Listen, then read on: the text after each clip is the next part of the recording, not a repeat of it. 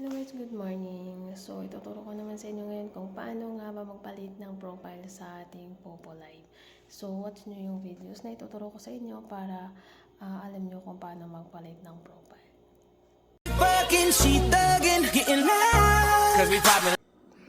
And then, click natin yung ating Popo apps.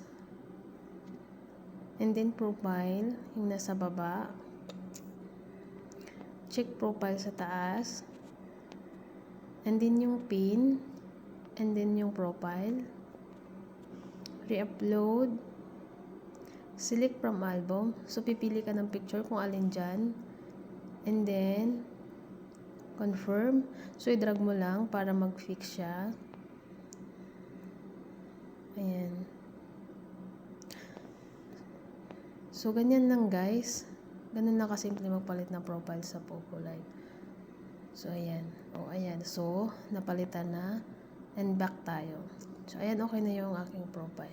So, ganun lang guys. Sana